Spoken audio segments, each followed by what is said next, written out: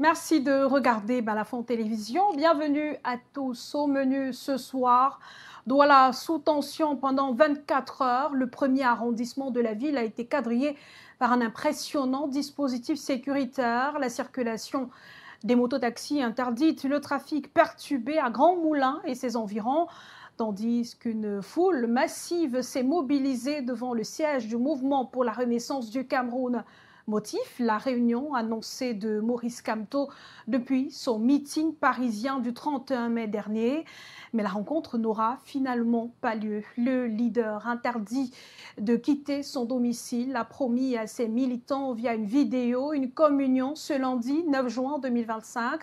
Promesse non tenue car le président du MRC aurait été escorté plus tôt dans la journée vers la capitale Yaoundé. Maurice Kamto à Douala. Pourquoi un tel déploiement pour une réunion politique? Le leader du mouvement pour la renaissance du Cameroun représente-t-il une menace pour le pouvoir en place? Sinon, comment expliquer que ces réunions et autres intentions de manifestation soient systématiquement annulées? On aura l'analyse de nos invités dans la deuxième partie du Grand Plateau, mais avant, place au journal.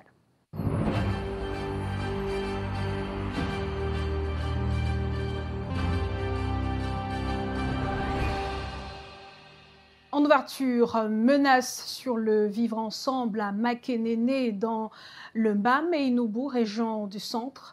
Les communautés anglophones dénoncent des attaques ciblées. La cohabitation se fissure dans cette localité où la population originaire du nord-ouest et du sud-ouest affirme vivre sous la menace. Le motif, une série d'attaques visant leurs biens. Les agriculteurs là-bas et les éleveurs révèlent que leurs terres, habitations, plantations de cacao et motos ont été systématiquement incendiées par des personnes qui exigent leur départ. On fera le point tout à l'heure avec notre reporter Faune-René Marquez. Mais dans la suite du journal, on revient sur la visite de Maurice Kamto à Douala. Que s'est-il passé à Deido et Bonapriso ce lundi?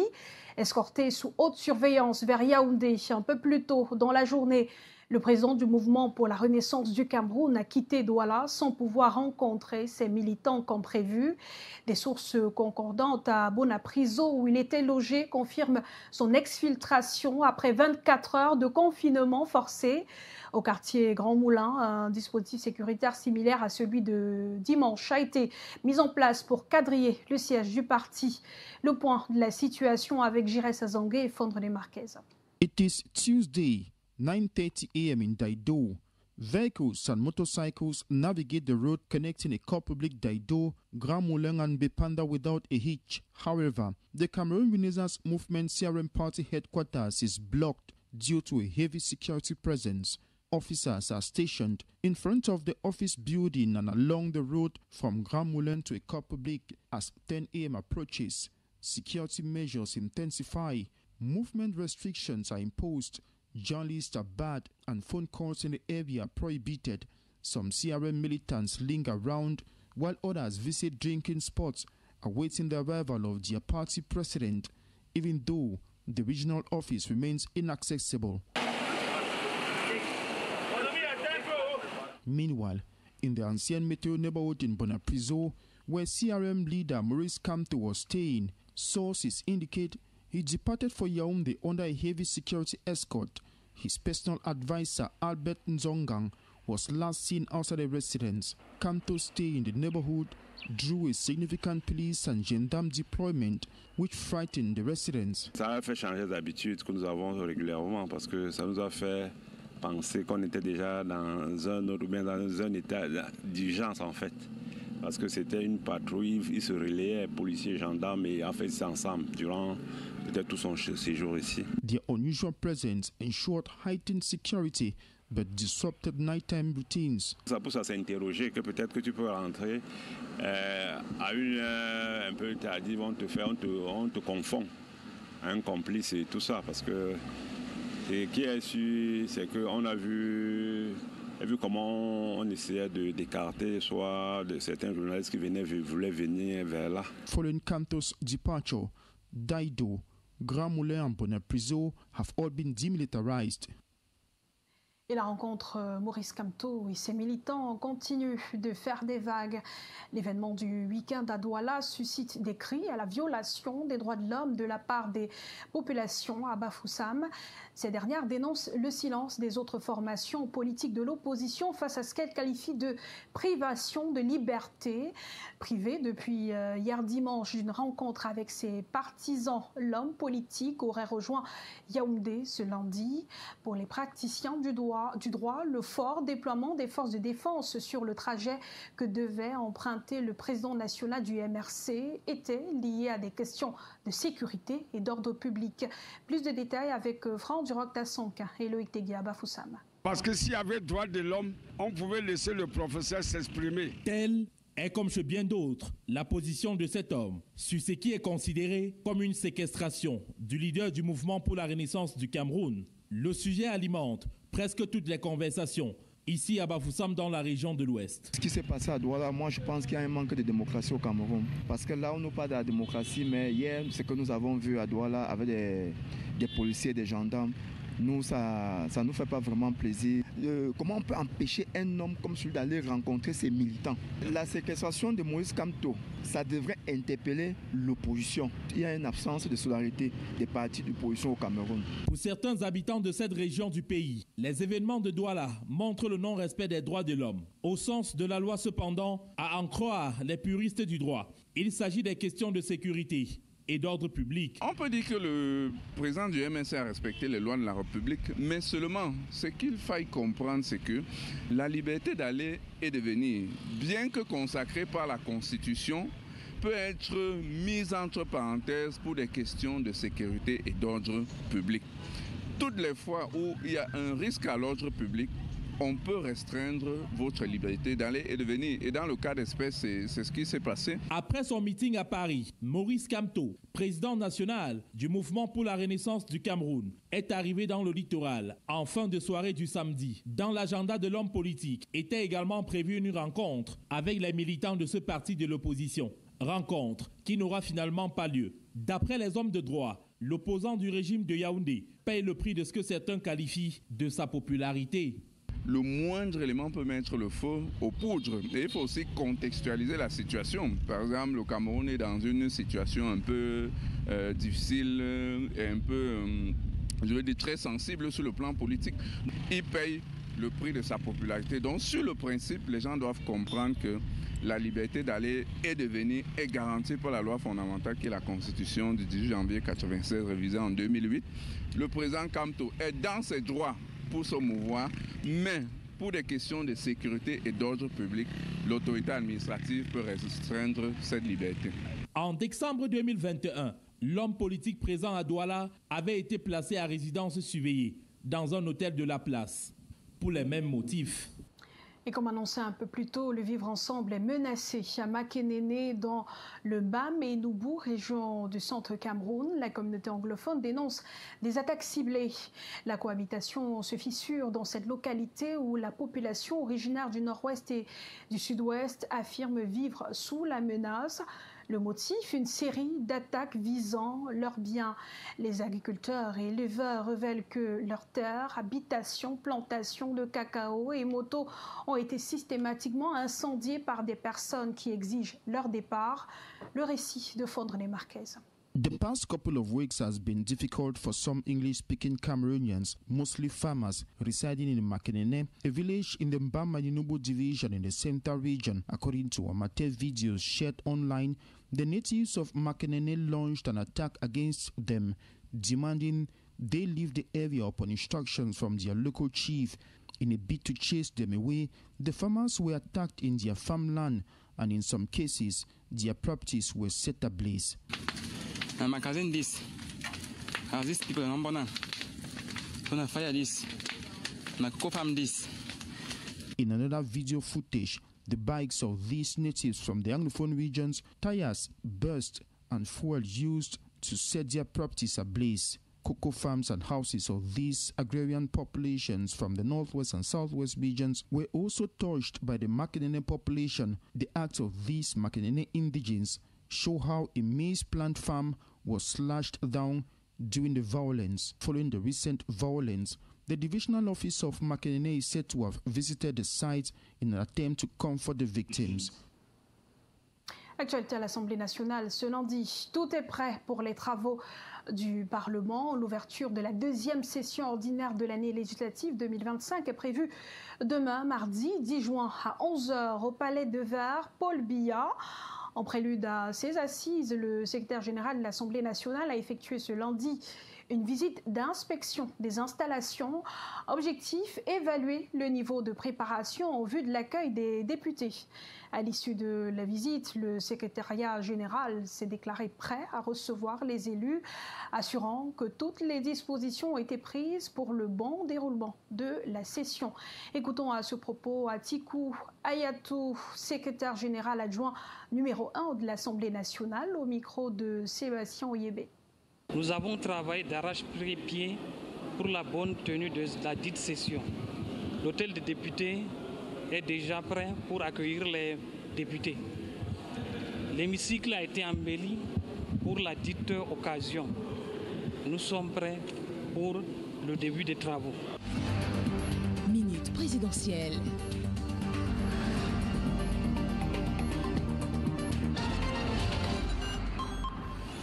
Dans le 21e numéro des Minutes présidentielles, flashback sur les origines d'Elekam. Au Cameroun, l'organisation des élections est confiée à un organe spécifique créé pour la cause, dont la mission est d'en assurer le bon déroulement. Un organe Elections Cameroun né par césarienne et après 2 fausses couches et qui, malgré l'accouchement après tant de souffrance, est resté contesté. Retour sur le long parcours vers une naissance avec Roland Tsapi. Un peu d'histoire pour arriver à Elections Cameroun. Jusqu'en 2000, les élections étaient organisées au Cameroun par le ministère de l'administration territoriale. Il n'y avait rien à redire à cela depuis le lendemain des indépendances, du moment où, pour ce qui est de l'élection présidentielle par exemple, il y avait toujours un candidat unique, conséquence logique du parti unique. C'est jusqu'en 1992, avec le retour au pluralisme un an plus tôt, qui a induit la multiplicité des candidatures à l'élection présidentielle, la première pluraliste. À partir de ce moment, les opposants voyait désormais d'un mauvais œil l'organisation des scrutins par un département ministériel.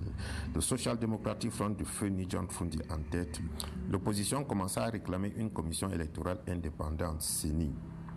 En 2000, l'Assemblée nationale adopte une loi portant création d'un observatoire national des élections, ONEL. D'après l'article 2, je cite, « La mission de l'ONEL est de contribuer à faire respecter la loi électorale de manière à assurer la régularité, l'impartialité, l'objectivité, la transparence et la sincérité des scrutins en garantissant aux électeurs ainsi qu'aux candidats en présence le libre exercice de leurs droits. » Article 3. L'ONEL est mise en place en année électorale dès le début du processus électoral. Il comprend 11 membres nommés par décret du président de la République. Son mandat prend fin dès que le processus électoral est arrivé à son terme. Fin de citation. L'organe avait donc une existence éphémère qui ne durait que le temps d'une élection et disparaissait immédiatement après. Les critiques furent de plus en plus vives, surtout que ses premiers membres étaient tous du parti au pouvoir, malgré l'exigence de l'intégrité morale, de l'honnêteté intellectuelle, de la neutralité et de l'impartialité par la loi. Cette première version de l'ONEL, que l'histoire surnomma par la suite ONEL 1, donna naissance à une deuxième qui vit le jour à la suite de la modification en décembre 2023 de la loi de 2000. La nouveauté de l'ONEL 2, c'est qu'un poste de vice-président fut créé et désormais les membres devaient être nommés après consultation des partis politiques et de la société civile pour un mandat de 3 ans renouvelable une fois. Avant d'entrer en fonction, ils étaient désormais tenus de prêter serment devant l'Assemblée plénière de la Cour suprême. En février 2004, le premier ministre de l'époque, Peter Mafani Moussonguer, procéda aux consultations des partis politiques et remit sa copie au président de la République pour nommer les membres de l'ONEL 2 avec comme président Enoch Kwaye, dont l'appartenance au RDPC ne laissait planer aucun doute. La crédibilité de l'organe fut entamée dès lors et la corrosion conduisit à sa mort par asphyxie. Le corps fut incinéré et sur ses cendres naissait en 2012 Elections Cameroun. Minute présidentielle.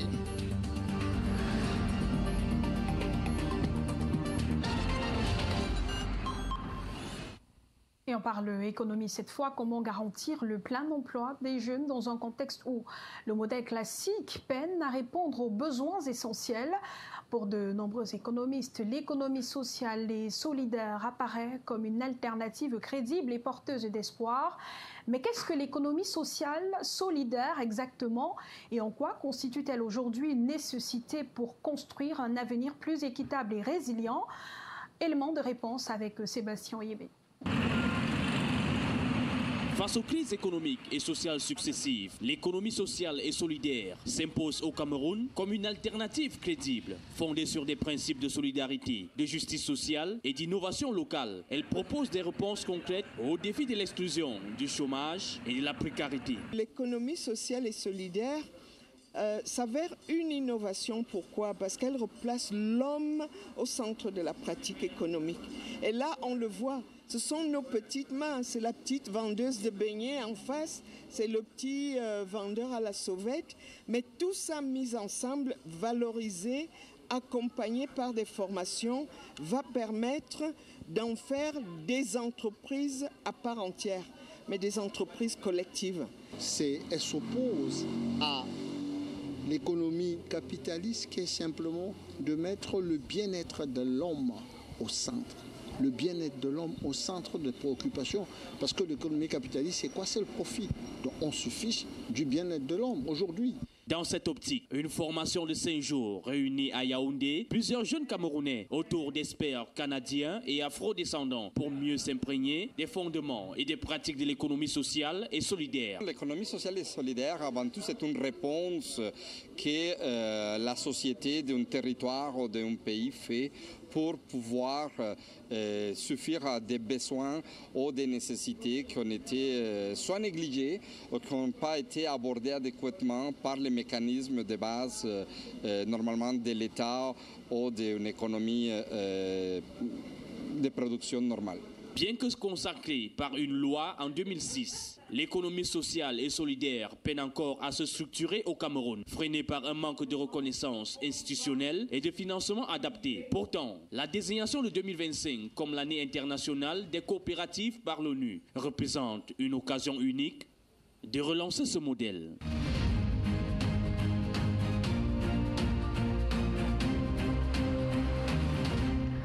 Bienvenue dans la deuxième partie du Grand Plateau. Arrivée et séjour de Maurice Kamto à Douala, le leader du MRC représentait-il une menace de trouble à l'ordre public pour que l'itinéraire de l'aéroport au siège de son parti soit fermé à la circulation des mototaxis durant des jours?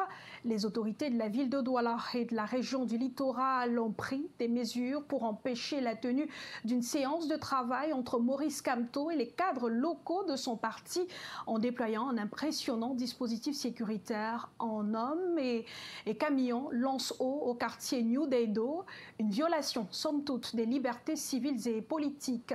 Où est passé le respect de la liberté pour tout citoyen de se déplacer librement tel qu'inscrit au préambule de la Constitution? La lecture de Jean-Paul Chouinat.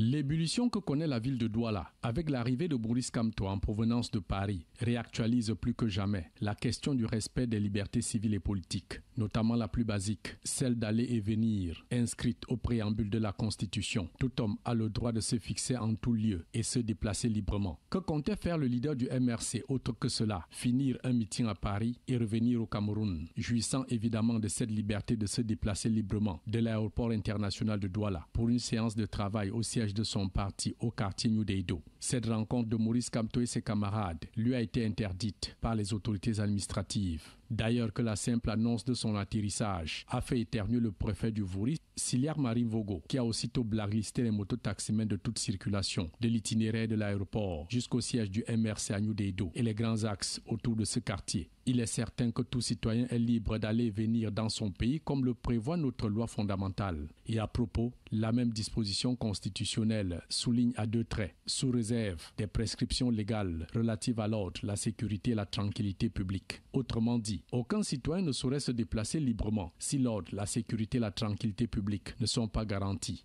appliquée au cas de Maurice Kamto. La seule annonce de son arrivée troublait-elle déjà la quiétude dans la ville pour que de son itinéraire soit circonscrit et interdit d'accès aux mototaximans en circulation, avec toutes les conséquences de cette paralysie de la mobilité urbaine.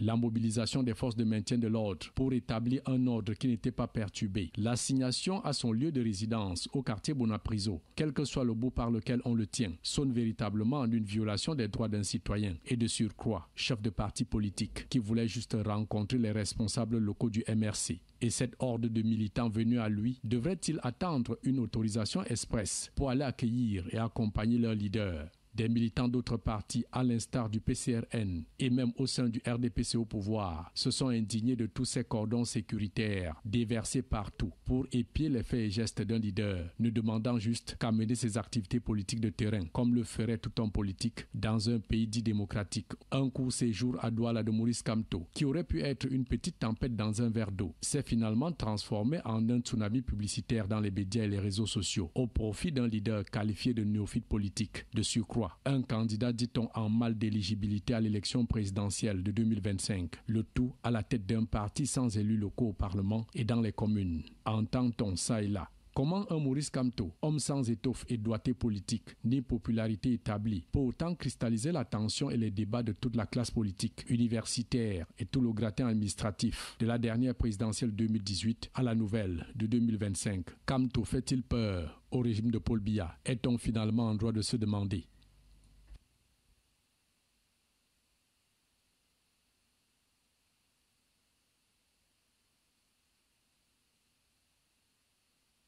Merci d'être avec nous. Bonsoir à tous, bonsoir mes companélistes, bonsoir surtout à vos téléspectateurs que je retrouve avec beaucoup de plaisir parce que ça fait plus d'une fois que vous m'avez invité, je n'étais pas disponible. C'était avec beaucoup de regrets que je n'ai pas été souvent là, donc c'est avec beaucoup de bonheur que je me retrouve là une fois de plus. Mais vous avez été valablement représenté sur ce plateau à chaque fois.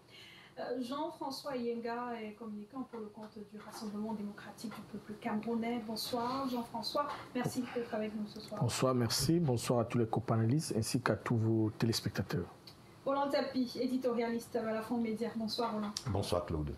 La dernière actualité, c'est celle qui concerne le professeur Maurice Kamto. On a appris ce matin qu'il ne s'est pas présenté au siège du MRC à Grand Moulin. Pourtant, dans une vidéo en circulation hier, le président du MRC avait donné rendez-vous aux militants, sympathisants et cadres du MRC au siège du parti. Il est dit qu'il aurait été exfiltré, escorté du côté de Yaoundé. D'autres informations circulent ça et là. Quelle est la vraie information à l'heure actuelle? Maître Kenny, où se trouve le professeur Maurice Kamto? Présentement, le professeur Maurice Kamto se retrouve à Yaoundé. Après sa séquestration, il a pris la route accompagné de ces geôliers qui l'ont laissé sur la nationale, ça nous convient. En cours de route, il faut bien noter aussi, puisqu'il est devenu un paria politique pour l'ordre régnant, il lui a été interdit même en cours de route de suivre la route normale qu'on emprunte aujourd'hui. Il lui a été imposé de dévier par l'autoroute pour allier. Vous comprenez, je ne sais pas, ce qui arrive véritablement à notre République, c'est que son excellent brillantissime professeur Maurice Kamto, le président élu du Cameroun en ce qui me concerne, et le futur président du Cameroun, a fait pour qu'il y ait tant d'agitation des institutions de la République, que l'État déploie tant de moyens, n'est-ce pas, pour mettre les bâtons dans ses roues. Parce que, faut-il le dire, ce n'est pas la première fois qu'il est ainsi escorté hors de la ville, alors que suivant la Convention et les lois de la République, chaque citoyen est libre d'aller et venir partout où il veut dans cette République.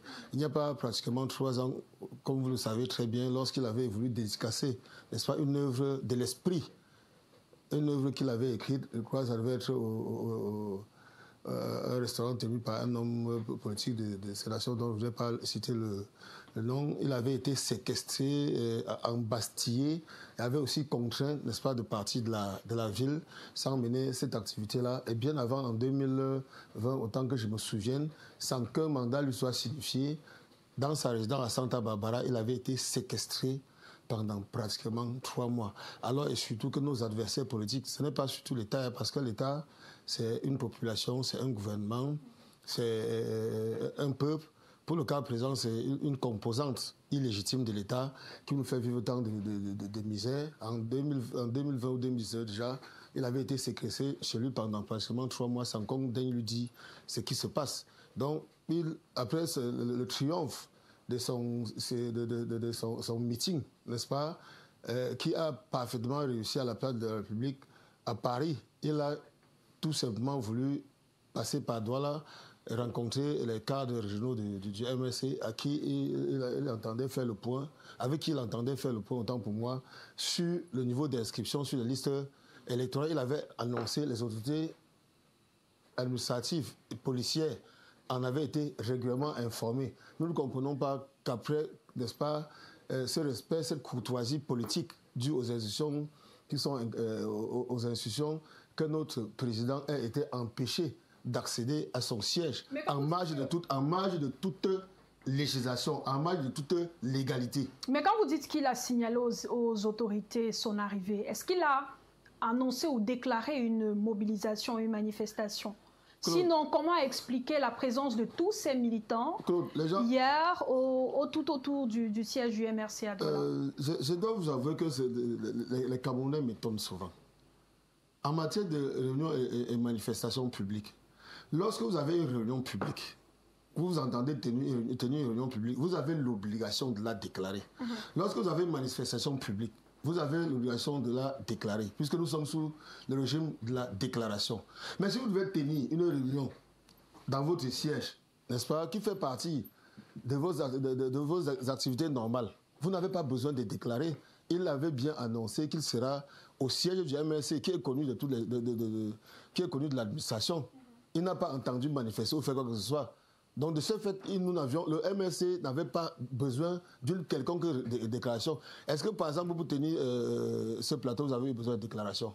Que non, parce que c'est dans un cadre privé, strictement privé, qui vous est réservé, vous exercez votre fonction. Cette émission est conduite conformément à la loi. On n'a pas besoin de déclaration. Si les gens apprennent par exemple que Kamto devrait arriver ici, n'est-ce pas, et que la foule accourt, est-ce que vous aurez l'obligation de faire quelconque déclaration? Que non. Donc c'est le cas de l'exercice normal de ces activités politiques, puisque, regarde la Constitution, les partis politiques concourent à l'expression du suffrage. Mais pour le cas d'espèce, Kamto n'avait aucune réunion publique, aucune manifestation publique qui devait lui imposer une quelconque déclaration. Et voyez-vous, bien avant qu'il ne vienne, vous avez constaté que l'administration ou l'administration, sans qu'on ne sache trop pourquoi, a commencé par interdire la circulation des motos. Motos dites, des motos taximans dites acquises à l'ordre de 82 au candidat naturel du RDPC. Comme l'a déclaré le secrétaire général tout récemment. Je m'étonne encore que ce sont ces personnes qui viennent aujourd'hui interdire à leur supposé soutien, n'est-ce pas, de circuler librement dans la ville. Finalement, on ne sait plus où va le Cameroun. Mais en interdisant, on a parlé, Jean-François Yenga, de motifs de risque de troubles à l'ordre public. Est-ce que la préfecture, le préfet qui a signé la note interdisant la circulation des mototaxis, le délégué régional à la Sûreté nationale pour le littoral qui a ordonné à ses équipes de se déployer sur le terrain quelques heures avant la rencontre de Maurice Kamto avec les cadres de son parti, faisait un peu un procès d'intention au MRC notamment et au président Kamto. Est-ce qu'on savait plus ou moins ce qui se préparait au-delà de la séance de travail qui était annoncée bien avant? Ok, vous savez, le Cameroun est un pays qui dispose de trois pouvoirs officiels, mais par moment 4 avec le pouvoir des médias. Et ces pouvoirs sont... Il y a un principe qui est le principe de la séparation des pouvoirs. Moi, en homme politique, je reste sur l'aspect politique de la chose et je laisse le judiciaire faire son travail, la justice faire son travail. Nous sommes des hommes politiques, y compris M. Maurice Kamto, y compris tous les autres présidents des partis politiques et militants. Nous avons notre pouvoir à part, l'exécutif est à part.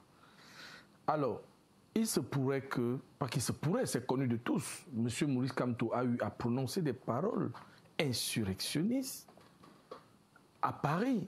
Tout le monde le sait. Il est donc de bon ton. Parce que, ne nous leurrons pas, Quelqu'un qui dit « je vais arriver au pouvoir ». Au Sénégal, pour que cela arrive, il a fallu 50 morts. Non, attendez, nous faisons tous communication. Il a fallu 50 morts. Si je n'arrive pas, c'est le peuple camerounais. Non, là c'est déjà un peu sensible. C'est pour ça que, si vous m'avez suivi dans une chaîne concurrente, moi j'ai demandé son assignation à domicile. J'ai demandé. Parce que nous sommes... Le préfet a une mission de préservation de l'ordre public, protection des hommes et de leurs biens. Nous ne savons pas, lorsque quelqu'un déclare en plein Paris, il y a eu 52 morts au Sénégal, moi ça m'a traumatisé. J'ai dit, ce monsieur, il a déjà quelque chose en tête. Et on sait quand ça commence, mais on ne sait pas quand ça se termine. Ce n'est pas parce qu'il est trop populaire, au contraire. Il n'est même pas populaire. Même un fou peut danser là des dos. Les populations accourent. N'importe quoi, moi j'en ai vu. Même les accidents de moto, ça fait accourir beaucoup de populations. Mais bon, moi je comprends le professeur Maurice Kamto, c'est que, premièrement, il n'ira pas à l'élection en 2025.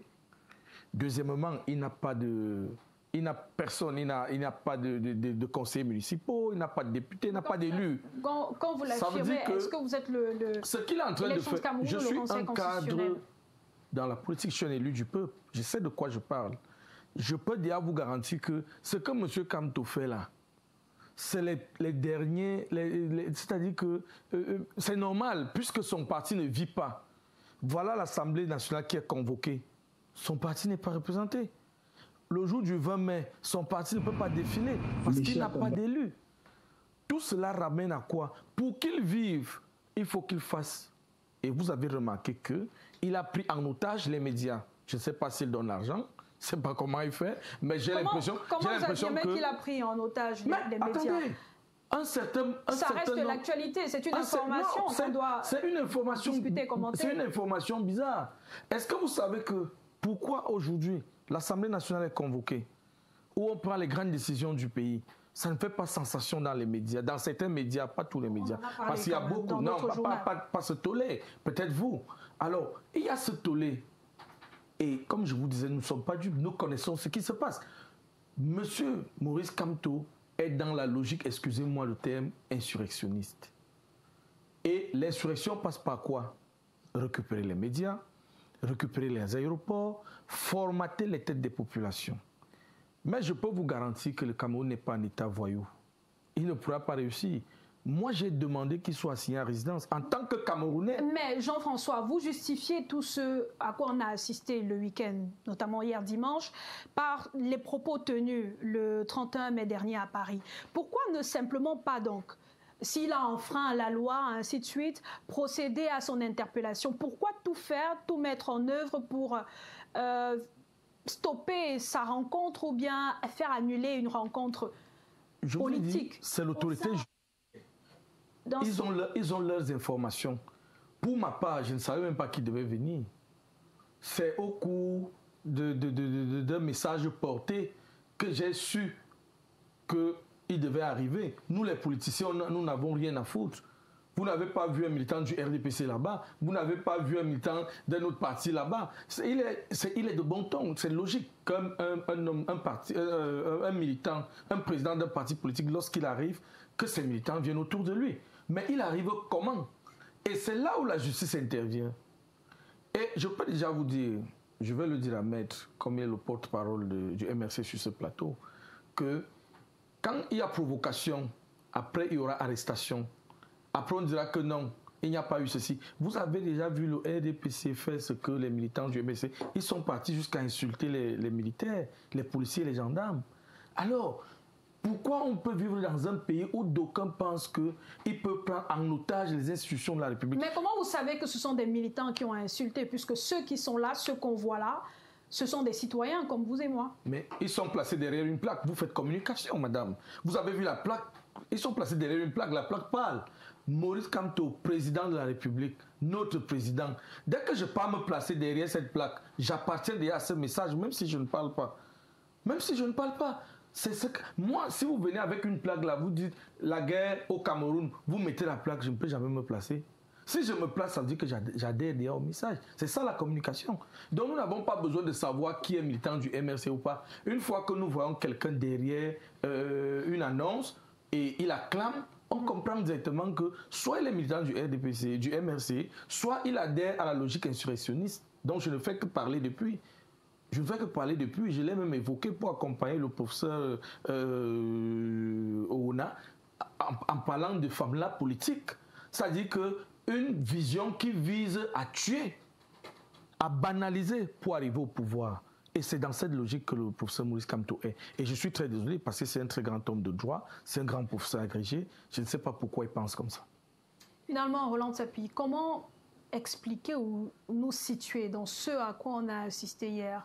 Est-ce qu'on pourrait parler définitivement d'une violation de liberté d'association ou simplement d'une démonstration de force du pouvoir? Parce qu'on a quand même vu ces policiers gendarmes déployés dans la ville de Yaoundé, un nombre qu'on ne voit que lors des manifestations publiques, notamment les défilés, pour le cas de Douala à la place de l'abbé Séquet. Disons tout simplement que, pour rester dans les faits, le constat aujourd'hui, c'est que le Cameroun vit, surtout le pouvoir vit sur ce qu'on appelle, on peut appeler désormais l'effet Kamto. C'est-à-dire que il suffit qu'on entende parler de Kamto quelque part pour que le pouvoir commence à devenir fébrile d'une manière ou d'une autre. Et ça date depuis 2018, après l'élection présidentielle. Je parle des faits. De manière constante, toutes les tentatives de sortie de Maurice Kamto, malheureusement, ont été interdites. Toutes les manifestations déclarées, comme l'exige la loi, ont été interdites. On trouve toujours, à chaque fois, des raisons pour interdire. Même les simples, installations des comités locaux élus dans des régions ou n'importe où sont interdites. On trouve toujours une raison pour le faire, l'autorité administrative. Et de 2018 à 2025, ça fait quand même 7 ans.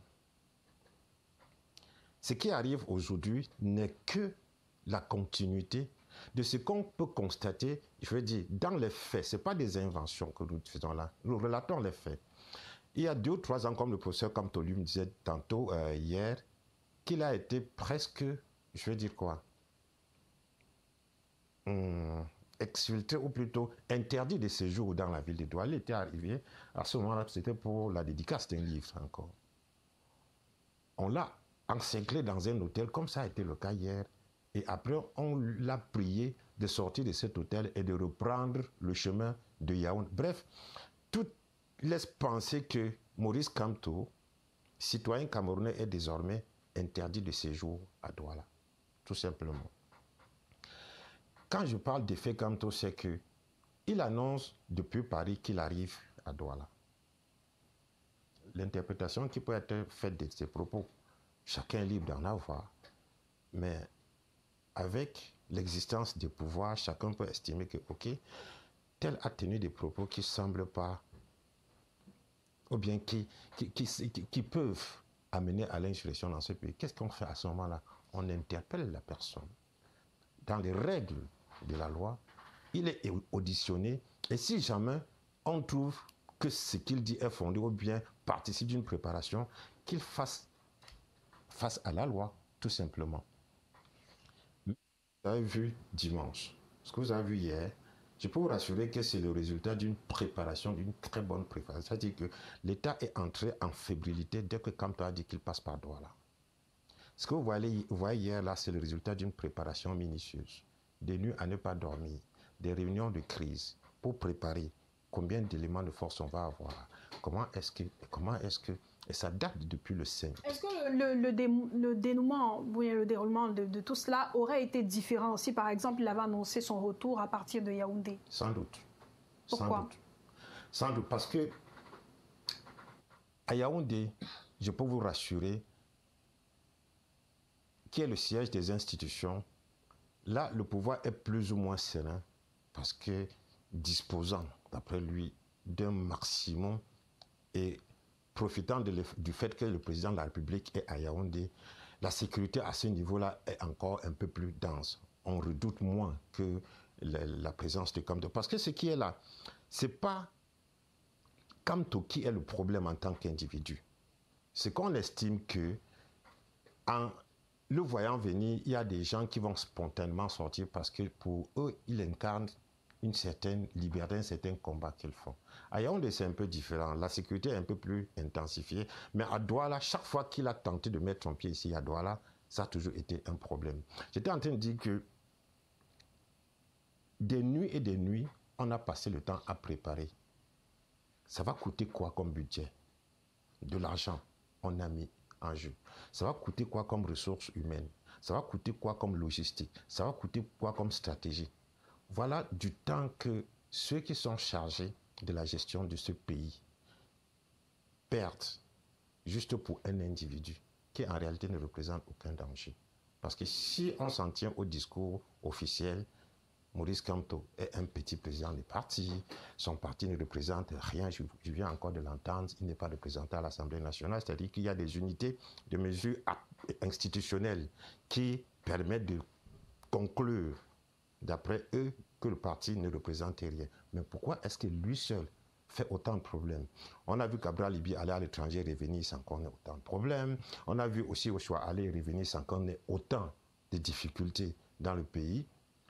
Et puis, le sous-préfet, le préfet et le délégué régional à la sécurité, ils estiment que sa venue risque de troubler l'ordre public. Alors, si c'est le cas, vous avez, je veux dire quoi, les moyens justement de prévenir l'ordre public sans empêcher l'expression des libertés individuelles, civiques et politiques. C'est là où il y a la nuance. Déployer la police et autres, c'est tout à fait légitime, c'est normal. Et ils ont raison de le faire parce que, contre la volonté de Kamto, les populations vont forcément se mobiliser. Et pourquoi Claude? Parce que c'est normal, c'est un phénomène normal. Quand quelqu'un a déjà atteint un niveau de popularité, il ne contrôle plus ceux qui sont ses fans ou pas, il ne contrôle plus. Aujourd'hui, Samuel Eto'o, par exemple, vit au Cameroun, je peux le dire ça ici, mais avant, quand il était encore opérationnel dans les clubs européens, quand on entendait seulement qu'il était en train d'arriver au Cameroun, c'est toute la ville de Douala qui sortait pour se rendre à l'aéroport ou par Yaoundé où il était. À ce moment-là, on parle de déclarations qu'il devait faire. Qui devait déclarer quoi? Eto'o devait déclarer que je vais arriver à Douala et que les populations vont sortir m'accueillir. Non, c'est un effet naturel. Quand le pape veut arriver au Cameroun, des fois il est souvent arrivé, les populations sortent spontanément, catholiques ou pas, parce qu'on est en face de quelqu'un qui est populaire. Qu'est-ce qu'on reproche à celui-là? Ou plutôt, disons-le simplement, il y a des gens qui sont victimes de leur popularité. Je crois que Kamto fait partie de ceux-là. Maintenant, qu'est-ce qu'il faut pour qu'on soit moins frileux? C'est-à-dire qu'il faut tout simplement que dans tout ce qu'on veut faire, il faut qu'on se rappelle, qu'on se souvienne qu'on est dans un état de droit, comme le rappelle le pouvoir, le gouvernement et autres. Et qu'il y a un minimum de droits garantis par la Constitution, notamment le droit d'aller et venir librement dans ce pays. Mais sachant que ce droit-là est donc bafoué, à en croire ce que les responsables et cadres du MRC le disent à chaque fois, pourquoi, tel que ça s'est produit là, au sein du MRC, on n'a pas anticipé ces événements? On n'a pas préparé cette arrivée pour qu'elle ne soit pas aussi grandiose, qu'elle ne soit pas teintée de contestation, de cris et ainsi de suite. Pourquoi on n'a pas tout fait pour encadrer cette rencontre? C'est vrai que vous disiez tout à l'heure, Maître Kenny, que Maurice Kamto ne peut pas contrôler ses militants et sympathisants, en tout cas ceux qui souhaitent venir à sa rencontre. Mais le MRC sait que depuis des années, il y a un certain acharnement, comme vous le dites souvent, contre le parti. Je dois vous avouer que si nous avions voulu préparer une manifestation, les gens seraient sortis de tous les coins de Douala. Comme l'avait constaté lors du meeting d'installation des responsables régionaux que nous avions organisé au stade de Japoma. Ça n'a pas été le cas. Ce déploiement a été tellement spontané. Comme vous savez, chez vous on dit les faits sont sacrés, les commentaires libres. Je crois que ça a un sacré simple principe chez vous. Les faits sont sacrés, les commentaires libres. Aujourd'hui, on ne peut plus s'accommoder des élucubrations des communicants du RDPC en perte de vitesse. Ce qui est important aujourd'hui, ce que les Camerounais attendent, c'est que le RDPC adresse les problèmes du Cameroun en déposant d'abord son bilan. Ce pays est dans l'abîme. Le temps n'attend pas. Le pays est dans l'abîme. Le pays est dans le gouffre. La population en a marre. C'est pour ça que la population a trouvé en son excellent brillantime professeur Maurice Kamto. Je ne dirais pas le Messie, le sauveur qui viendra les délivrer de 43 ans de chaîne. De 43 ans de chaîne. Je dois rappeler à mon ami Eyenga que Nelson Mandela n'avait pas eu besoin de députés pour accéder à la magistrature suprême en Afrique du Sud. Je dois lui rappeler, n'est-ce pas, que pour que le Frundi en arrive à faire plier le régime dictatorial en place, il n'avait pas de députés. Je ne peux pas comprendre comment quelqu'un qui revendique la légitimité de 71% face à un petit parti politique en vienne à faire ce que nous observons là. Je vais vous prendre à témoin, vous me démentirez pas, ainsi que M. Tsapi, pour qui j'ai beaucoup de respect par rapport à cette analyse. Notre date de naissance, je veux dire du MLC, c'est 2012. Nous en sommes à 2025, c'est-à-dire 13 ans. À date, toutes les manifestations qui ont été autorisées, ou qu'on a permis qu'on le fasse, ou même de manière spontanée, n'ont jamais entraîné le moindre dégât. J'ai dit bien le moindre dégât. D'où vient-il donc qu'on nous prenne des idées insurrectionnistes? Alors que dans les faits, comme je disais, les faits sont sacrés, nous n'avons jamais commis aucun dégât. Mais... A contrario, si vous le permettez, lors des dernières élections, des dernières opérations de regroupement des organes du base du RDPC, ils en sont allés jusqu'à tuer des gens, commettre des crimes corporels. Ils en sont arrivés jusqu'à, comment dirais-je, brûler toute une sous-préfecture. Systématiquement, ils mettent des barricades sur la voie publique, sur le contrôle des forces de l'ordre impuissantes. Et c'est l'occasion pour moi aussi de dire, de tirer un coup de chapeau par rapport aux forces de l'ordre qui sont montrées, n'est-ce pas, cette fois-ci tellement républicaines, patriotes, parce qu'elles n'ont provoqué personne. Par le passé, ce sont les agents de maintien de l'ordre qui chargent les populations et les populations réagissent. Vous savez pourquoi? Parce que nous avons un credo chez nous. L'alternance dans la paix et pas les urnes. Ça, c'est des faits qui sont sacrés. On me parle de... Pour évoquer le cas du Sénégal, puisqu'il faut en parler. C'est un fait que le Sénégal, pour qu'il accède, pour qu'il arrive à l'alternance, cela a coûté à la population qui est souveraine. Donc il ne faut pas cacher la forêt à travers un arbre. Quand on évoque la souveraineté du peuple, pour dire que malgré tout, malgré la dictature, Macky Sall a tenté de retourner à la veste comme ça s'est passé ici, de motiver la Constitution pour se représenter en violation de la Constitution. Le peuple est sorti comme un seul homme, lui dit la souveraineté nous appartient. Elle ne nous appartient pas. C'est ce que Kamto dit, il ne faut pas se leurrer. Il ne faut pas se leurrer. Lorsqu'il évoque les cinquantaines de personnes qui sont mortes, c'est pour mettre en garde, n'est-ce pas, ceux d'en face qui tirent sur les populations. Ce ne sont pas les partis politiques. Il ne faut pas renverser la charge de responsabilité. Ne venez pas tromper la population. Nous sommes suffisamment aguerris. Donc ce qui importe aujourd'hui pour nous, c'est que nous demandons, c'est que le RDPC nous dise ce qu'il a fait, des petites fondations que l'ancien président a laissées. Il n'y a plus rien. Sur nos routes, ce sont des morts, des routes qui n'existent pas. Ce sont des morts. Kameko est où? La 11e province dont nous étions très fiers. Kamchib est où? Où sont les emplois? Est-ce que si vous êtes malade, vous pouvez trouver un plateau technique où vous soignez?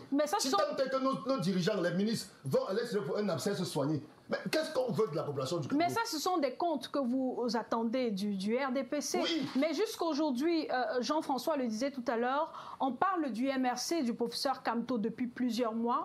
Mais jusqu'ici, on n'en sait pas plus sur le programme du MRC, sur les... On n'en sait pas, vous me permettez de terminer, on n'en sait pas plus sur les ambitions du MRC à part la conquête du pouvoir ou à part la candidature du professeur Maurice Kamto. Pourquoi ne pas mettre l'accent même déjà dessus, sur ça, au-delà de tout ce que vous subissez de la part du pouvoir et de ses hommes? Je sais que vous ne pouvez pas faire une jure au peuple d'être intéressant, d'être sage. On peut tromper le peuple une partie du temps. On ne peut pas tromper tout le peuple tout le temps. Le peuple est suffisamment renseigné sur son destin. Le peuple a été tolérant pendant 43 ans. C'est l'échec patent indiscutable du RDPC à adresser les problèmes du Cameroun qui fait en sorte que la population trouve aujourd'hui en Kamto la personne qui vient de la sauver. Et il y a plusieurs acteurs politiques. Pourquoi c'est Kamto qu'on suit? Mais respectons-le. Mais il n'y a pas que Kamto qu'on suit. Non. Ne nous leurrons pas. J'ai parlé des faits. Vous avez entendu quelqu'un, par exemple, dire qu'on parlait Kamto au fou. Quand on viendrait suivre ce qui était en train de faire la manifestation de folie, quel culot, quelle indécence langagère. Vous vous imaginez? Voilà comment les communicants du RDPC considèrent ce monsieur dont les états d'âme parlent plus haut. N'est-ce pas? Comme le président de la République. Je parle des états. On n'a pas ce genre d'intellectuels. On les compte au bout des doigts. Quand vous parlez de Kamto, il faut les respecter, cher monsieur. C'est pas votre ami. C'est pas votre ami. Quand vous parlez de Kamto, il faut les respecter. Kamto, un carnet d'adresse suffisamment fourni. Et le peuple va en trouver en lui quelqu'un de compétent, quelqu'un de rigoureux, d'honnête, puisque ceux qui sont là, ce qu'ils savent faire, c'est se mettre plein les poches au détriment de la population. La souffrance de la population. C'est de ça qu'il est question. Sinon, et naturellement, c'est le parti État RDPC qui a trouvé en Kamto. Ils sont souvent renseignés. Hein. Et nous parlons d'agenda caché. L'agenda qu'on n'a jamais trouvé depuis 2012. L'agenda caché. Comment les gens peuvent être autant renseignés? Parler des idées insurrectionnelles. Est-ce que vous préparez une insurrection, vous allez former son adversaire, est-ce qu'on veut le renverser? Vous avez déjà entendu ça où? Mais ça n'est pas tout entendement logique. Quand ces gens parlent de l'insurrection, je me demande s'ils sont conscients, s'ils réfléchissent, quand ils parlent des idées sécessionnistes. Quand on a envie de faire une sécession ou de renverser, on vient par le dire, va être renversé. Mais ils le disent sur la base des propos tenus. Vous disiez tout à l'heure qu'il y aurait certainement une mauvaise interprétation, mais pourquoi ne pas limiter? Ils ne sont pas dans la mauvaise interprétation, ils sont en débandade. Ils n'ont rien offert, ils n'ont plus rien offert au peuple camerounais. C'est de ça qu'il s'agit. Ils ont lamentablement échoué. Lamentablement. Je pense aujourd'hui qu'il faut être fou pour être membre du RDPC. Excusez-moi de le dire. Au sein du RDPC, Jean-François, vous disiez tout à l'heure, l'actualité autour du professeur Kamto ne vous intéresse pas, c'est un non-événement.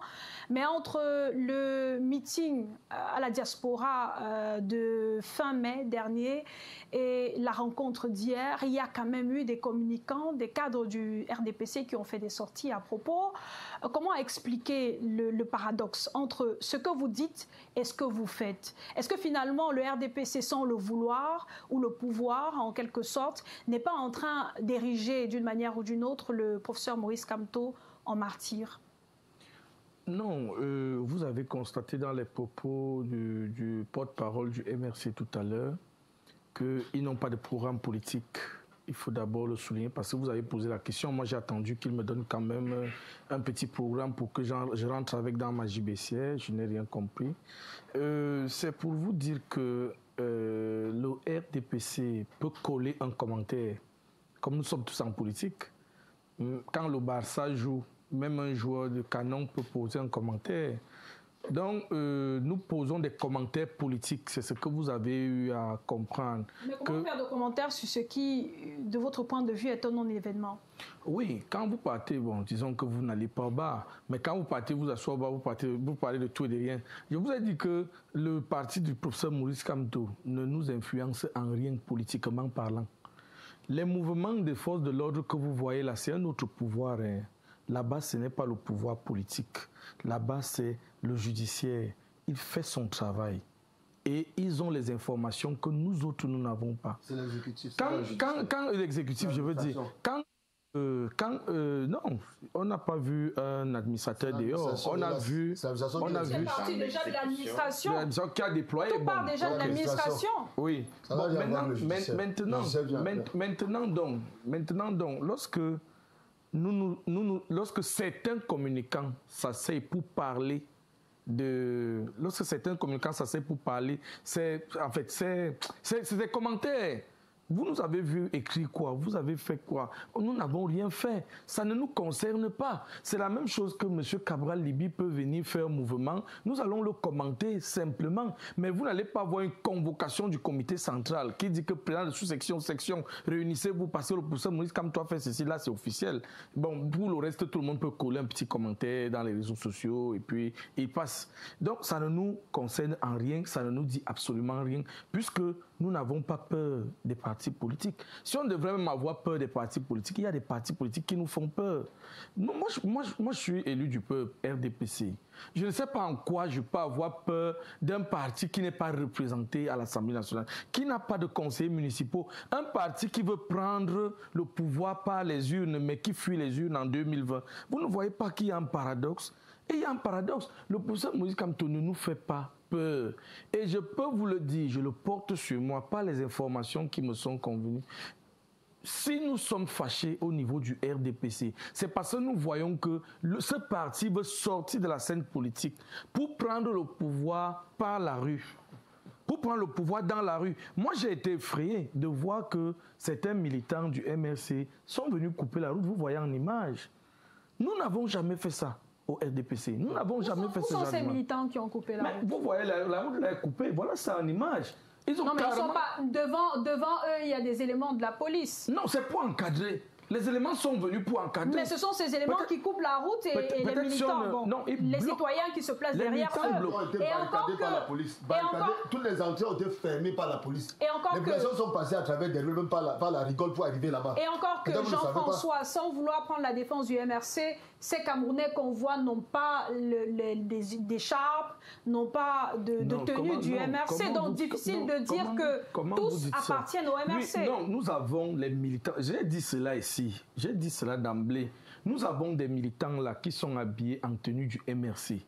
Tous ces gars-ci ne sont même pas les militants du MRC. Je vous ai dit, quand vous pouvez danser à des dos, vous allez voir beaucoup de gens accourir. C'est ça. Ils sont venus regarder. Ça dit que voilà un qui dispose de l'habit du MRC. Tous ces gars ne sont même pas, ils n'ont même pas les cartes d'électeurs. Ils ne sont même pas les militants du MRC. Un militant est celui-là qui a la carte du parti, qui répond au nom de ce parti. Là où ils sont placés là, essayez un peu de sortir là, même si une moto bouscule l'autre moto, vous allez voir qu'en si peu de temps, il y a plus de 400 personnes. Et le professeur Moïse Kamto connaît joue à ce jeu. Vous avez vu dernièrement à Paris, il a choisi de faire le meeting le jour où Paris Saint-Germain jouait la finale. Et qu'est-ce qui s'est passé? Il savait qu'en ce lieu, beaucoup de gens vont accourir parce qu'on met sur les écrans géants. Et il a profité de ça pour filmer. Et il a toujours fait ça. C'est pour ça que vous voyez ce qu'il dit. Ce qu'il fait, quand on arrive dans les urnes, il n'y a absolument rien. Actuellement, les vrais partis politiques sont en train de préparer l'élection. La campagne n'est pas encore ouverte. Lui, il a ouvert la campagne. Il sait bien que ça ne se passe pas comme ça. Mais il a déjà ouvert la campagne. Ces gens qui viennent là, ils disent qu'on ne leur a pas donné de pain sardine. On leur a donné de l'argent. Mais c'est le même reproche qui est fait par certains. Vous voyez que Maître rejoint les plateaux aujourd'hui. Maître rejoint les plateaux aujourd'hui parce qu'il y a de l'argent dans l'air. Maître est d'abord avocat. Mais, ah oui. Il a d'autres occupations. Non. Maître rejoint le plateau aujourd'hui parce que c'est chaud. La diaspora financière du là-bas et autres, ils sont en train de sortir. Vous savez, nous avons un certain nombre d'informations. Je vous ai dit que nous, RDPC, nous ne bavardons pas n'importe comment. Tout ce que nous voulons, c'est que celui qui va prendre le pouvoir, comme ils disent qu'ils vont nous battre en 2025, c'était la même chose en 2018, celui qui va prendre le pouvoir le prenne calmement, dans le calme, dans les urnes. Mais pas vouloir 50 morts, 52 décès, pas vouloir dire aux Camerounais de descendre dans la rue. Vous avez vu, il a dit à Paris, et vous avez vu quelques Camerounais dans la rue. On ne peut donc pas laisser ça, ce n'est pas un État voyou. Le Cameroun est assis sur les institutions. Et le nom de Maurice Kamto, le professeur Maurice Kamto, ne nous fait même pas peur. Pour ce qui est du RDPC, le RDPC ira à l'élection avec le président Paul Biya, qui est venu. Lorsque le président Paul Biya prend le pouvoir, moi j'ai suivi tout à l'heure, on me parle de Cameco, on me parle de ceci. Toutes ces institutions vivent. Sauf que les gens ne savent pas. Il y a des institutions qui vivent et il y a des sociétés, des structures qui vivent et qui appauvrissent l'État. Je vous prends un exemple. Est-ce que vous savez à combien un étudiant camerounais est subventionné pour avoir les cours à l'université? Vous ne savez pas que l'État verse des subventions. Si on demande à un étudiant de payer 1 million dans le public, il ne peut pas payer. L'État, donc, c'est des gouffres à sous. Ça sert à quoi de garder une alors pour fabriquer les allumettes aujourd'hui, alors que ça ne passe plus sur le marché, les briquets sont là et autres. Mais les gens vont vous dire qu'une alors a fait comment, ceci a fait comment, c'est des choses désuètes et d'autres s'accrochent sur ça. Nous voulons un planning politique bien élaboré de certains opposants. Aujourd'hui, nous n'avons aucun planning. Que le MRC nous apporte une vision ce qu'ils vont faire, ce qu'ils vont réaliser si jamais ils viennent au pouvoir. Qu'ils essaient de ne plus écumer les plateaux de télévision pour venir dire que les gens aiment Maurice Kamto. Il est quoi? Il est leur mari. Venez nous dire que notre doyen, notre président va faire ceci s'il arrive au pouvoir. Il va faire comme ça. Vous nous montrez les grands leviers économiques qu'il va exploiter pour y atteindre. Vous croyez que je peux, au moment où nous on est en train de faire le barrage de Naxigal, le barrage de Menvele, Minkim et autres, pour essayer d'augmenter la capacité en énergie dans le pays, créer les entreprises. Voilà nos projets. Le président de la République a décidé qu'il y ait des hôpitaux de référence dans chaque grande ville. Il est en train de le faire. Vous avez suivi aujourd'hui le docteur Maramoura Marachi. Il est à Manjo. Il est parti là-bas pour le travail, pour les besoins de services. Voilà les états de service. On nous dit que le professeur Maurice Kamto n'aime pas l'argent, il ne prend pas l'argent. Covid-Gate, l'argent du Covid, il en a pris. Le but c'est où? Où est l'argent que vous avez récolté? Hier, il a ouvert les comptes à Orange et à MTN. Vous avez la traçabilité de cet argent. Il dit qu'il veut 6 milliards pour prendre sa retraite paisiblement. Vous êtes là, les Bibouni Sak sont en prison. Le grand professeur Alain Fogué est en prison parce qu'il a envoyé en route. Il a envoyé en route tant que lui dormait à la maison. Alors, cette esbrouve-là doit être limitée. Nous sommes là pour conscientiser les Camerounais, leur dire que le MRC ne sert à rien, sinon à nous servir la guerre. Mais ils ne pourront pas, parce que le Cameroun a des institutions qui sont fortement représentées et il aura la réponse qui se doit. Et j'en suis fier aujourd'hui parce que lorsqu'il est arrivé, on l'a tenu en respect pour montrer que le Cameroun est debout. Maître Fabien Kenny, avant de passer à Roland Tsapi, s'il vous plaît, Roland, Jean-François a évoqué, a cité quelques noms de militants du MRC qui sont encore en prison. Hier, vous nous avez annoncé qu'il y a 4 militants du MRC qui ont été interpellés à la veille de la manifestation et le jour de la manifestation. Quelle est la situation aujourd'hui? Est-ce qu'ils ont été libérés? C'était même déjà quoi le motif? Avant de vous répondre, il faut bien noter à quel degré de méchanceté les gens peuvent atteindre, de cynisme. C'est-à-dire les gens ont arrêté un professeur d'université enseignant, professeur Alain Fogué, qui a eu l'intention de manifester. Ils l'ont condamné à 7 ans d'emprisonnement ferme. Ils viennent vous dire que c'est Kamto qui l'a en prison. Il faut être inhumain pour le dire. Quand j'en viens à nos militants qui ont été arrêtés tout récemment, déjà avant-hier, samedi, l'activiste Sama, dont nous avons le bonheur d'avoir dans notre rang comme militant, avait été happé au niveau aux environs du commissariat du 6e arrondissement. Le soir, il y a Daniel Adam Mouniol qui a été arrêté au bois des Singes. Plus tard, il y a le lendemain, dimanche, il y a deux de nos militants, Idis Fosso et Bense William, qui les ont suivis là-bas. Ils étaient à la PJ. Aujourd'hui, c'est Mme Bateki, le vice-président national des femmes et autres qui ont été arrêtés. En tout, autour de 16 heures, nous avions pratiquement une 60aine de militants qui étaient arrêtés, dont environ une 30aine au niveau de la brigade de Bopi. Ceux-là ont été libérés. J'ai passé toute ma journée à assister les autres qui étaient à la PJ qui ont été auditionnés. Celui qui avait été arrêté au bois des Singes, il avait été déféré ce matin au parquet du tribunal premier instance à Douala Bonanjo. Il a été laissé. Il en restait encore 7. Je ne sais pas quelle est la situation. Je peux penser que les ordres sont venus pour qu'on les libère. Voyez-vous, voilà des gens qui se disent, n'est-ce pas, démocrates, qui se saisissent des personnes qui ont seulement entendu marcher sur la route, témoigner leur amour envers leur président. Donc, tel un peu là. C'est la même rengaine. Tantôt les réunions et manifestations publiques, troubles à l'ordre public, ainsi de suite, ainsi de suite. C'est de ça qu'il s'agit. Est-ce que l'État manque d'émotion? Ils vous diront toujours qu'il y a un agenda caché, comme le dit François Yanga, qu'ils ont des informations sur lesquelles on prépare des mouvements insurrectionnels. C'est d'autant plus qu'à date, ça fait pratiquement même 43 ans qu'on entend vous parler d'agenda caché. Je ne sais pas si c'est l'agenda qui est entre les mains de Dieu ou ça entre les mains des hommes. Je n'ai jamais vu ça. C'est caché, ce sont eux qui sont au courant de l'agenda, qui n'ont jamais montré. Donc telle est en fait la situation de nos militants pour le moment. Je crois je peux me tromper, peut-être après moi on les a arrivés, puisque par temps de la PJ, je me suis directement dirigé sur votre plateau. Roland Tsapi, répression hier, interpellation.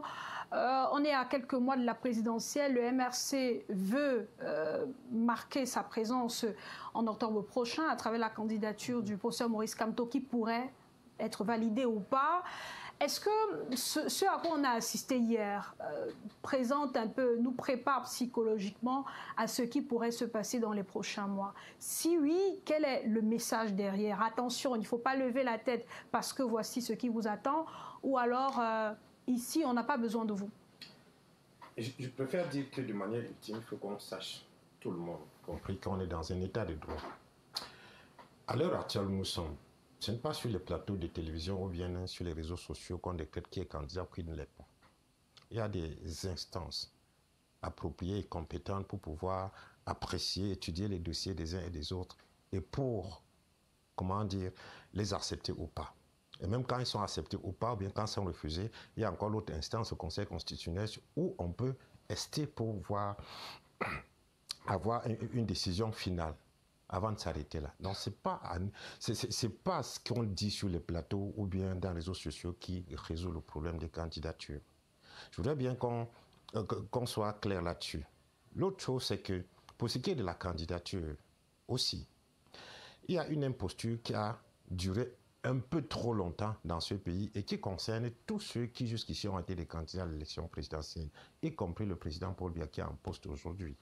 Notre constitution dit que la fonction de président de la République est incompatible avec toute autre fonction élective ou activité professionnelle.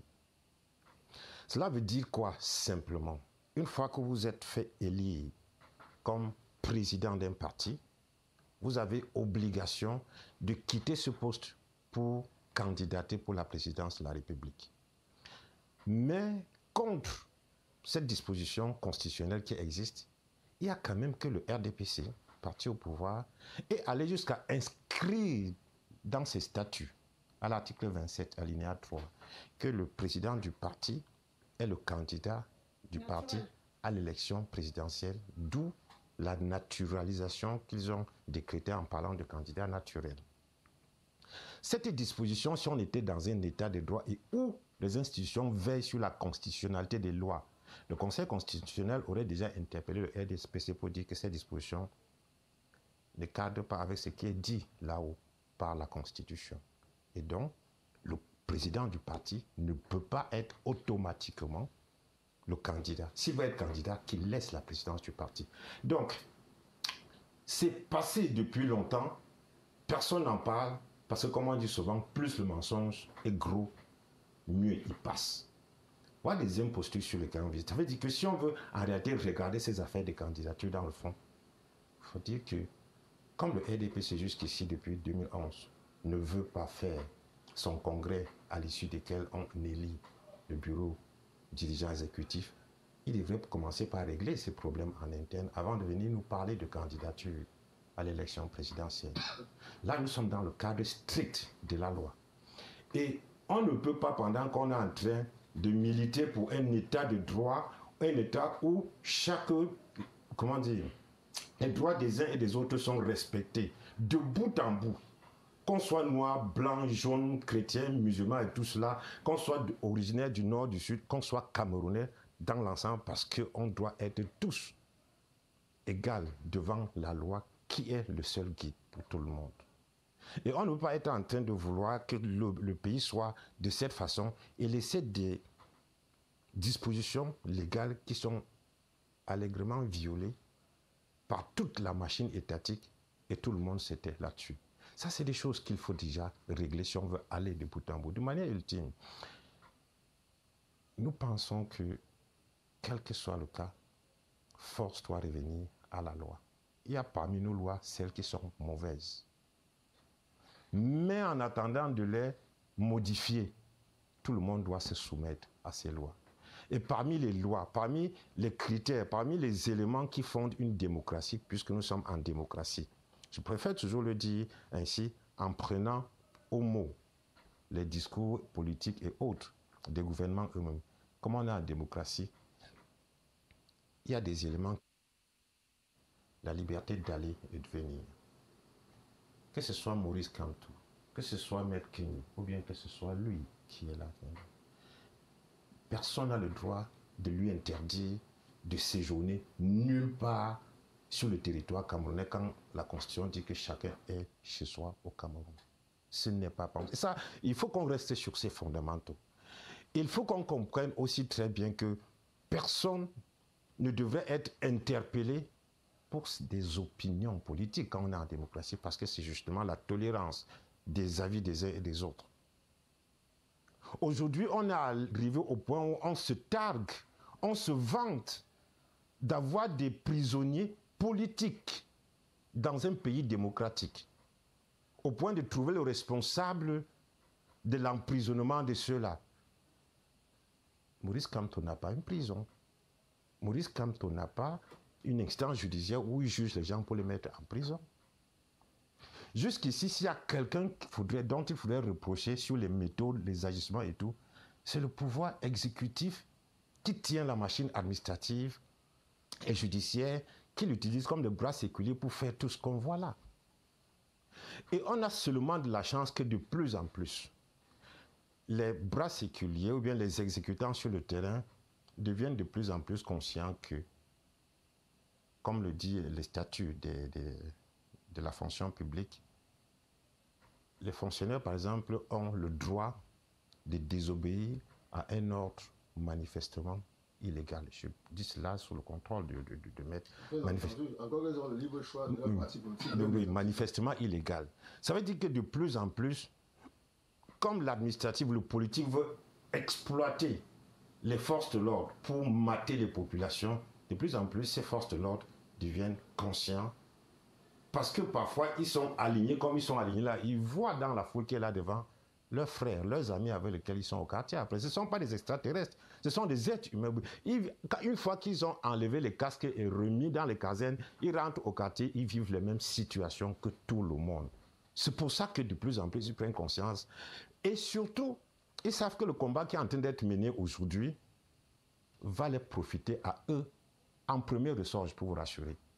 Parce que les conditions dans lesquelles les fonctionnaires, vous savez, c'est pas moi qui le dis, on ne peut pas compter le nombre de corps de fonctionnaires qui est en grève tous les jours pour réclamer de meilleures conditions de vie. Les enseignants, on n'en parle pas. Que ce soit du primaire, du secondaire ou du supérieur, ils se plaignent tous les jours.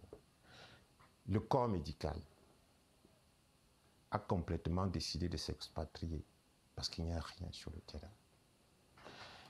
On va citer quelques-uns. Les anciens employés des sociétés d'État, jusqu'ici, il y a d'autres qui sont déjà, je veux dire, au bord de la tombe, qui continuent d'aller s'asseoir devant les ministères pour réclamer le paiement des dettes de reversement, ainsi de suite, et autres. La situation est compliquée pour tout le monde. Et dans ce contexte-là, le minimum qu'on puisse encore demander et qu'on devrait pouvoir laisser aux gens, c'est de leur permettre de respirer encore le ministère, de se lever. Quand on décide que pendant 2 jours et un week-end, les personnes qui exercent de manière précaire un métier comme celle du moto-taxi, qui ne vont pas exercer, vous n'imaginez pas les dégâts, les impacts négatifs que cela a dans leur vie quotidienne. La plupart vivent au jour le jour. C'est-à-dire que c'est le matin qu'ils se lèvent pour aller chercher ce que lui-même va manger et c'est ce qu'il a laissé à la maison. Mais Roland, ça s'appelle l'interdiction, c'est sur un axe. Ce n'est pas dans toute la ville de Douala. Ou bien? Qu'est-ce qui justifie l'interdiction sur un axe précis? Les conducteurs de moto-taxi, ici d'ailleurs maintenant, il y en a qui ne peuvent pas franchir une certaine distance. Ils se sentent à l'aise plutôt dans un axe précis. Ils ne peuvent pas aller plus loin que ça. À l'aise en sécurité. Là où ils se sont en sécurité. Pourquoi est-ce qu'on doit interdire la circulation sur certains axes? Juste parce qu'il y a un Camerounais qui est en train de venir. Comme je l'ai dit tantôt, si vous estimez que celui qui est en train de venir là constitue un danger pour vous, vous avez tout le moins, vous savez quand il a embarqué dans l'avion, vous savez où l'avion va atterrir. Vous le prenez au bas de la passerelle, terminé. Les populations, pourquoi devraient souffrir pour cela? Un état de droit, c'est celui dans lequel au moins, on est libre de pouvoir aller et venir. Et l'essence même de la loi qui demande que même quand il y a manifestation, on doit la déclarer, c'est pour que l'on dise à l'administration que voilà, nous allons faire telle chose. Et comme dans l'essence de ces lois, on suppose qu'une fois qu'il y a 1, 2, 3 personnes qui sont réunies, il y a risque de troubles à l'ordre public. Parce que ce ne sont pas eux seuls qui peuvent utiliser ce mot. C'est parce que justement, il y a risque qu'on doit leur dire. Et on doit leur dire pourquoi? Pour qu'ils prennent des dispositions et utilisent la ressource humaine et matérielle qu'ils ont à leur disposition pour maintenir l'ordre. Oui, c'est pour ça qu'on doit leur dire. Parce qu'ils ont le pouvoir, eux seuls ont le pouvoir de maintenir l'ordre avec les hommes qu'ils ont à leur disposition. Et donc, si vous commencez à faire une manifestation dans la rue sans leur avoir dit, et que quelque chose se passe, quelqu'un meurt là, qu'est-ce qui se passe? Vous êtes responsable. Et quand on leur dit, c'est justement pour qu'ils viennent avec ces forces de l'ordre pour encadrer, tout simplement. Pour dire que, OK, vous allez... L'interdiction ne devrait pas être systématique. Encore que dans la loi, il est dit que quand il y a même une manifestation et que l'autorité administrative estime que le lieu ou autre chose peut prêter à confusion et autres, qu'ils discutent avec l'organisateur de la manifestation dans un sens de construction, de respect des libertés des uns des autres pour dire que, OK, comme c'est compliqué ici, vous pouvez faire votre affaire là plutôt ici. Et comme vous prévoyez à elle de 17h à 18h, non, à 18h, c'est compliqué que les gens sortent d'ici pour partir. Il faut faire ça de 14h à 16h, ainsi de suite. Dans un dialogue constructif, on devrait être complémentaires pour construire ensemble une nation. Pas que les uns s'érigent de manière systématique comme les adversaires d'une population qui ne demande qu'à vivre. Jean-François, les événements du week-end dernier remettent sur la table la question des libertés. Liberté d'expression, liberté d'association. Il est vrai que dans notre pays, pour organiser une manifestation, il faut la déclarer, mais lorsque on déclare une manifestation et qu'elle est systématiquement interdite, ou lorsqu'on veut se réunir et qu'on est systématiquement empêché de le faire, est-ce qu'on peut encore parler de liberté d'expression? Est-ce qu'on peut encore parler de liberté d'association dans ce cas? Oui, moi j'ai un souci, j'ai juste un souci. Si vous regardez bien tous les partis politiques, vous allez voir qu'il existe plus de 300 et poussières de partis politiques. 369, voilà. Mais pourquoi ce n'est qu'un seul parti qu'on interdit? Par moment, si j'arrive à la maison, avant, je pars de mon bureau, on me parle de quelque chose. Je prends la moto, on me parle de quelque chose. J'emprunte la moto, on me parle de quelque chose, de la même chose. J'arrive chez moi, on me dit la même chose. Je vais m'asseoir pour discuter, on me redit la même chose. À un moment donné, je comprends que c'est moi le problème. Mais il n'y a pas que le MRC qui subisse là, il y a le PCRN aussi. Non, le PCRN a tenu ses congrès récemment. Ils ont leur parti, leurs problèmes en interne avec M. Conan et autres. Mais je peux vous garantir que sur peut-être 10 demandes de manifestation, d'autorisation de manifestation publique, le PCRN gagne au moins 6 quand même. Donc, pourquoi c'est systématiquement? Ça veut dire que le MRC a un autre problème au-delà de la politique. Je vous le dis, ça c'est une règle que je vous donne. Donc, je ne peux pas parler de musellement des personnes. Parce que là où nous sommes sur un plateau. J'écoute M. Roland Tchapi tous les matins. Disons qu'il n'est pas tolérant dans ses propos. Hein. C'est aujourd'hui que je le découvre, que je peux même déjà lui dire de prendre une fois la carte du MSC. Oui, parce que bon, moi je croyais qu'il est juste un analyste comme ça, inerte, parce que je le suis beaucoup tous les matins. Mais aujourd'hui, je me rends compte qu'il est en penchant. Et quand quelqu'un est en penchant, ça veut dire qu'il est... je ne dois même plus le suivre. Donc, c'est pour dire quoi? C'est pour dire que il n'y a pas de musulmans au Cameroun. Il n'y a pas de restriction d'aller et venir. Non. C'est qu'en cas de péril grave menaçant l'ordre de l'État, non, on peut vous assigner en résidence. C'est prévu dans la Constitution. C'est prévu. Maître le sait. Donc, vous n'allez pas dire pour un individu qu'il n'existe pas la démocratie au Cameroun. Il existe bel et bien la démocratie au Cameroun. Et cela est encore beaucoup plus visible parce que vous avez vu, devant les manifestants, les hommes en tenue sont restés inertes, sans armes, sans rien, pour accompagner les manifestants. Il n'y a pas eu de blessés. Donc, voilà. Donc, il existe, même ce qu'on prend là, c'est des gens qui veulent un peu exagérer. On te prend et puis on te ramène. Vous connaissez bien M. Sama. Quand lui commence avec son baffe là, il faut être trop tolérant pour le laisser 2 heures. Donc, c'est des gens qu'on va relaxer bien après. Bon, c'est pour dire qu'il y a bel et bien la démocratie au Cameroun. Et que M. Maurice Kamto devrait plutôt se mirer. J'aime toujours raconter des petites fables. Vous savez que le hibou se plaignait beaucoup. Qui n'est ni homme ni oiseau, partout il part, on crie et tout ça. Dieu lui a dit que, à te voir, Toi-même, si tu n'es pas sorcier, tu es quand même dangereux. Donc, je crois que le professeur Maurice Kamto se trouve dans cette ossature-là. Peut-être il faut qu'il apprenne à faire la politique d'une autre manière. Puisque moi, qui suis son élève en politique, parce qu'il est mon aîné, il voit mieux que moi. Quand il a dit ce qu'il a dit à Paris, j'ai dit, mais dis donc, personne n'écrit les discours de ce monsieur. Les discours, on les regarde. Et c'est ça le véritable problème. Il n'y a pas de politique villageoise. Une fois que vous partez déjà devant les gens, c'est pour ça que le président Paul Biya, lui, lit souvent ses discours. D'autres se croient tellement éloquents qu'à un moment donné, il va dire des choses. Peut-être que ce n'est pas ce qu'il voulait dire. Et il ne sait pas les répercussions de ces mots dans l'avenir. Puisque s'il arrive quelque chose au Cameroun demain, on dira que le professeur Maurice Kamto avait prédit ça en France. Il avait dit qu'il y aura des morts. Donc il y a des mots qu'un homme politique ne sort pas de sa bouche. La mort, vous ne pouvez pas être un leader, vous parlez de décès, de mort, vous indexez les gens, si je n'arrive pas là-bas, c'est vous devez descendre dans la rue, vous avez vu le Sénégal. Non, quand c'est comme ça, vous n'avez plus le droit de mériter la démocratie. Vous savez qu'il y a des Camerounais à qui on a retiré le passeport, vous savez que c'est prévu dans la Constitution, que vous pouvez perdre votre naturalisation, vous pouvez perdre le caractère camerounais que vous êtes né avec. Oui, parce que quand vous devenez indécent pour votre pays, on vous retire ce caractère-là. Et c'est pour ça que nous tous, nous battons, même quand nous sommes à l'extérieur, même quand nous sommes où, c'est-à-dire qu'il faut d'abord redorer le blason du drapeau camerounais, car on le dit, le linge sale se lave en famille. Donc, de votre point de vue, Maurice Kamto serait victime de ces sorties, de ces positions. On va sortir par vous, Maître Kenny. La rencontre d'hier ne s'est pas tenue. Elle a été renvoyée, annoncée aujourd'hui. Elle ne s'est toujours pas tenue. Finalement, elle est reportée une nouvelle fois ou annulée définitivement, la séance de travail entre le professeur Kamto et les responsables locaux du littoral du mouvement pour la renaissance du Cameroun. Mayo, je dois vous avouer que le parti État RDPC joue avec le feu.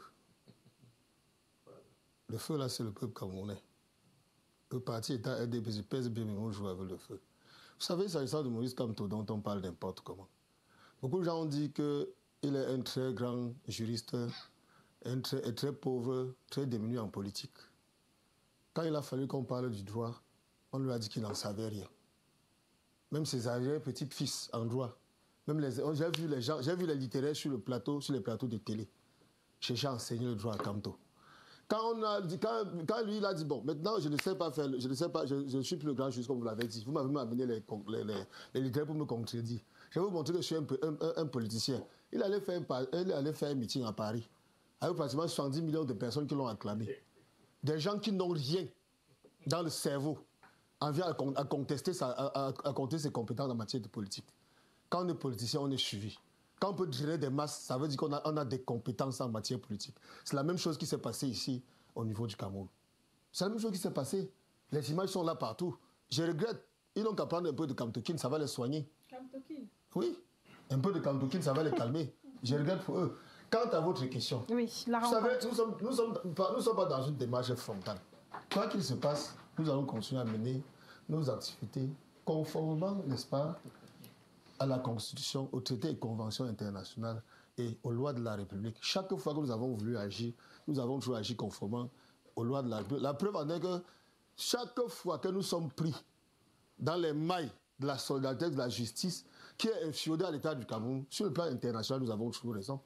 L'État, le parti RDPC n'a jamais eu raison sur quelque procès que ce soit qu'il a engagé contre nos militants. Après, pour le cas de Bibou Dissa, Pascal Zamboué et le professeur Alain Fongué, qui ont écopé de 7 ans aujourd'hui.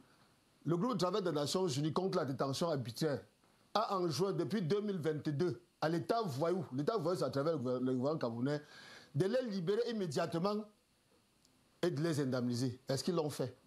De quoi parle-t-on? Et voyez-vous, pour sortir, un pays qui se veut même démocratique, même le moins démocratique possible, vit avec ce qu'on appelle un contrat social. En 1996, à travers la Constitution du 18 janvier 1996, nous avons fait ce qu'on a appelé contrat social. Le président de la République du parti État RDPC s'était engagé, alors qu'on voulait un mandat de 5 ans renouvelable, une seule fois. Il a pris 2 mandats de 7 ans renouvelables une seule fois. Quand il a vu la fin du mandat pointer en 2008, il a fait sauter le verrou de la limitation au nombre de mandats. Est-ce que vous savez combien de Camerounais ont perdu la vie? C'est 200. Ce n'est pas 50, plus de 200. À qui veut-on donner des leçons de violence ou d'insurrection? Est-ce que vous savez, Jean-François, que lors de la modification de la Constitution en 2008, alors que la population contestait, on a chargé la population, on a tué 200 personnes. 50 personnes, on parle de 50 personnes, vous criez. Vous faites peur. C'est pourquoi vous comptez vous soumettre à l'interdiction. Tout au contraire, nous avons plutôt dit. On va sortir en 10 secondes vraiment. Tout au contraire, nous avons plutôt dit que l'État devait faire l'économie de ces 50 personnes, de ces 50 morts, comme on a vu au Sénégal, et respecter tout simplement les règles du jeu. Respecter la loi, c'est tout. C'est noté, Maître Kenny. Merci, messieurs. Merci. Le grand plateau, c'est terminé pour ce soir. Merci, Jean-François. Merci, Maître Kenny. Merci, Roland Tapi. On va sortir par ce communiqué qui nous vient de la Société de recouvrement des créances du Cameroun. Le public est informé que la Société de recouvrement des créances du Cameroun, SRC-SA, procédera à la vente aux enchères publiques des biens, meubles et effets mobiliers ci-après appartenant à divers débiteurs de l'État du Cameroun les 25, 26, 27 et 28 juin 2025 à partir de 10h. La dite vente se tiendra à Douala au club Camwater, Cisa Bonapriso, au plus offrant et dernier enchérisseur. Il s'agit de véhicules de marque, mobilier de maison, entre autres salons, salles à manger, électroménagers, objets de décoration, jouets, entre autres. Un communiqué signé du directeur général de la Société de recouvrement des créances du Cameroun, Marie-Rose Messi. Et à présent, retour sur la cérémonie de remise de cadeaux et de départ en congé à l'école maternelle de Grand Souza. Là-bas, la fin d'année scolaire était marquée de joie et de solidarité. L'opérateur mobile Yumi, désormais actif dans le transfert de fonds en partenariat avec UBA Bank, a marqué les esprits en apportant son soutien aux tout-petits de l'école maternelle et aux adolescents du village. Une initiative citoyenne saluée dans une ambiance festive. Illustration dans ce reportage que je vous invite à suivre tout en vous souhaitant une excellente fin de soirée en compagnie des programmes de Balafon Télévision. Samedi 31 mai 2025, l'esplanade de l'école maternelle de Grand Souza, village de la commune de Bonaléa, dans la région du littoral, a vibré au rythme de la fête à l'occasion de la clôture de l'année scolaire. Parents, familles, autorités traditionnelles et partenaires étaient réunis pour célébrer les tout-petits lors d'une cérémonie à la fois sobre, joyeuse et riche en émotions. Au programme, chansonnettes, récits, sketchs et prestations diverses qui ont révélé le talent, le niveau impressionnant des élèves. La présence du chef de village, Sa Majesté Christian Frédéric Ngalé, a apporté un éclat particulier à cette rencontre. Quelqu'un qui est à la maternelle accepte tous les bras. C'est-à-dire qu'au plan social, il est déjà sociable. Et je pense que pour nous, il faut aller à la maternelle. Les marraines de l'école ont marqué l'événement par leur générosité, en offrant de nombreux cadeaux et en adressant des mots d'encouragement aux enfants les plus méritants. Nous avons, par solidarité, voulu encourager l'éducation dans le milieu rural. Nous avons tous eu la chance de pouvoir aller à l'école sans avoir beaucoup de difficultés et on s'est dit, voilà, on peut un peu donner, on peut donner un peu de ce qu'on a. Autre présence remarquée, celle de la firme Yumi, opérateur camerounais d'accès Internet et fournisseur mobile, désormais actif sur le marché du mobile money, en partenariat avec la banque UBA Cameroun. Pour Yumi, aller à la rencontre des populations rurales, notamment scolaires, est une priorité. Internet devenant un outil essentiel d'apprentissage. Un moyen de rapprocher l'innovation numérique vers les populations rurales avec un pré-enrôlement avec les cartes nationales d'identité et les passeports. Yumi aujourd'hui se présente comme celui-là, l'opérateur camerounais 100% qui se veut être plus près des populations. Et comment le faire que de commencer par les populations rurales? Car la population rurale, c'est le départ, c'est la souche, c'est la source. On devrait rentrer aux sources pour pouvoir satisfaire et quitter de là pour s'étendre au travers du Cameroun. La directrice de l'école n'a pas caché sa fierté face à l'implication des enfants et la reconnaissance de toute la communauté. Très émue, parce que ce n'est pas donné. Terminer une année en beauté comme ça et des marraines, des parrains qui viennent nous soutenir, ce n'est pas facile. Nous disons vraiment merci à tous ceux qui nous ont soutenus durant toute cette année. Une belle fin d'année scolaire pour ces jeunes élèves partis en vacances, le cœur rempli de chants, de bénédictions et les bras chargés de cadeaux.